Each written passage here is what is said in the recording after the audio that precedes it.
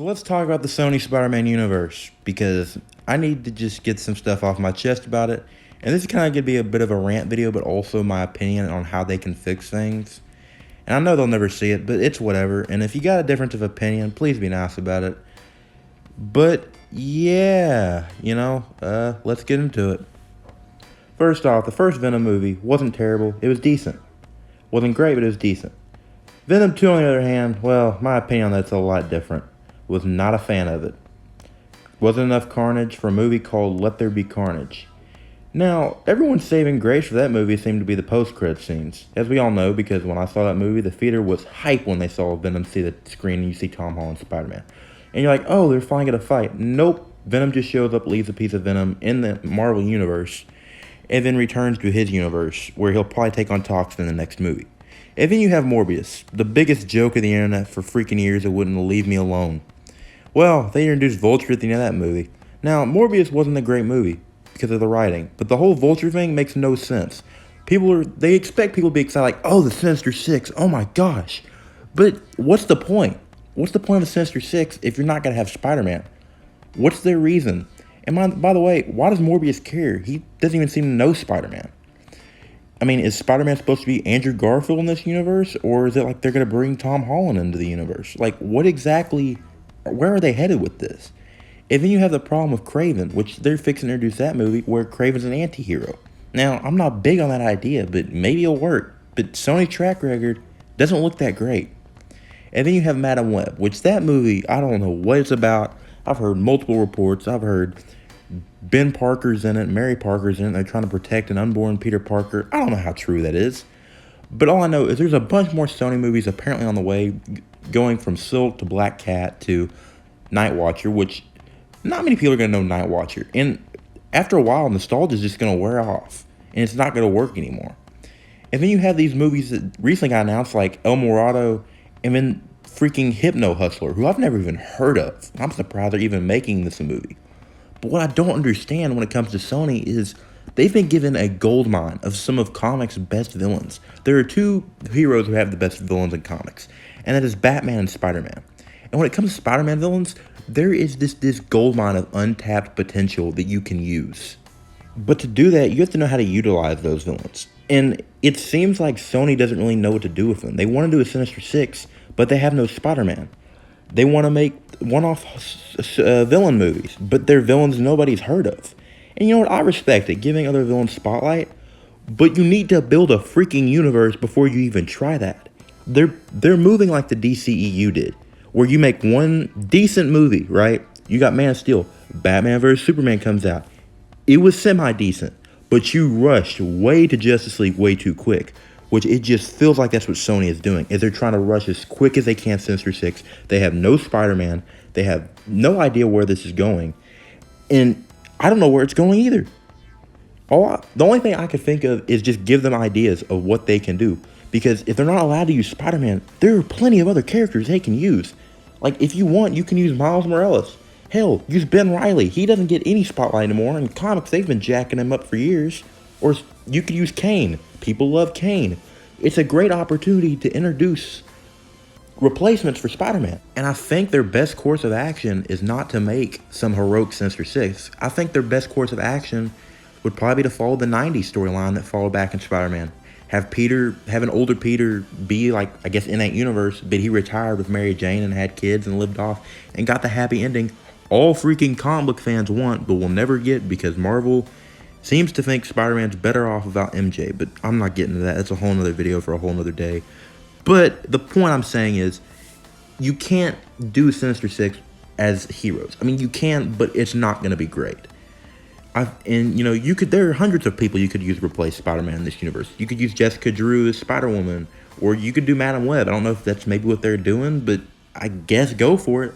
I just think their best course of action would be the three people I suggested: Miles Morales, Kane, and Ben Reilly.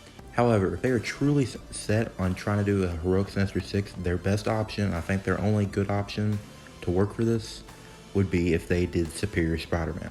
Because that version of Spider-Man is sort of evil, but not exactly evil. But it would be enough to where they would have to hire somebody to take him out. Because Superior Spider-Man kills people. And it's also kind of hated on by all the other heroes because, well, it's Doc Ock and Peter Parker's body. So that is honestly the only way I could see them going with it if they really do want to do a heroic Sinister Six. But again, I still feel like the method of a retired Peter Parker works better. But I think another important thing when it comes to Sony movies that I feel like Sony doesn't really understand is you don't always have to make your villain an anti-hero for every one of their movies. You can make a movie where the villain is the villain. It's not really a problem, but it's just that you can't make every villain of Spider-Man as an anti-hero. It just doesn't work. Kraven isn't an anti-hero. He never has, he never will be. I mean, he only was once in a 90s Spider-Man cartoon show. That's it. That's the only time he's shown signs of it. Other time, he's a bloodthirsty, crazy hunter who's addicted to the hunt, and that is his whole life. He was so addicted to the point that once he finally achieved what he wanted, he killed himself. That is who Kraven is. He's not some animal lover or fighter for nature. He's not that. He's a crazy guy. And I feel like Sony, they need to embrace it. They need to embrace these villains. Because when people go to the theaters and they see this new Spider-Man villain movie or something like, there's a Green Goblin movie or Sandman movie, people go to the theater to see the villain they grew up watching on the movies. They go in there to see the character they know from comics. They don't go in there to see some watered-down character trying to make into a villain just so you can, I guess, please kids or make it kid-friendly. And yes, you can still make PG-13 movies with these villains. It's possible. But you have to let them be villains. Make some other character to investigate those characters. Like use Jean DeWolf, the police detective from the comics. Make her investigate some case where someone seems to be stealing people's identities or there are claims of someone who looks similar to the police chief robbing banks or something. Have her investigate something like that. Or make a movie about a guy who doubts himself and has the power of gods.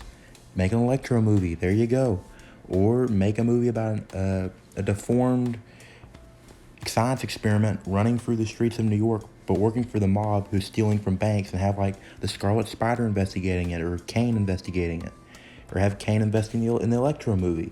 Or make an origin movie for Hammerhead about an up-and-coming mob boss in the style of like Godfather or something, dealing with the mafia about a guy who worked for the mob but got in a bad gang situation and his head got so injured it had to be replaced with some type of metal, and that's how he got the name Hammerhead or something. The point I'm trying to make is you can make villain movies and you can still do it, but you have to have characters that will interact with them or investigate them. But you don't focus too much on those characters, because otherwise it's just a Scarlet Spider movie and you just have a villain. But if you do it where you mainly focus on the villain and you have the hero investigating them and you don't focus as much on the hero, you can kind of do a villain movie that works. And that's the sad part, because when it comes to the whole Sony Spider-Man universe, there's so much potential and there's so many infinite possibilities of how you can do a villain movie, but they just want to focus on the anti-heroes. Now, the last couple things I want to say is, if they don't do Superior Spider-Man, the only way I could see them actually, what they're trying to do is maybe to bring back Andrew Garfield, because in No Way Home, he references, I stopped pulling my punches, and maybe that the police force or the city of New York, they're not as cool with him anymore because he became more angry after the death of Gwen. But I don't know if that was implying that he killed them or is he just more brutal than he used to be. But even then, I mean, I guess you could see the Sinister Six going up against him. But I don't think Andrew Garfield's going to want to come back to Sony, because from what I remember hearing, he's not into it. And lastly, one thing I think Sony should do that would make them a lot of money is to give us a 2099 Spider-Man trilogy. Either a trilogy or a movie, because that is what people really want. And trust me, after the success of Spider-Verse, which, you know, they already introduced 2099, but you're giving us 2 movies now of 2099. Maybe sneakily, you know, give us in a movie, hey, we know y'all like 2099 Spider-Man in this movie. How about you try watching in this movie? Try watching, you know, because people are going to know 2099 Spider-Man now.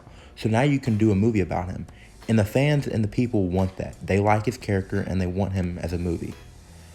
But yeah, I think it would make them a lot of money. I think it's a smart idea. And I think after the success, the Spider-Verse will probably have 2099 Spider-Man trilogy is the way to go.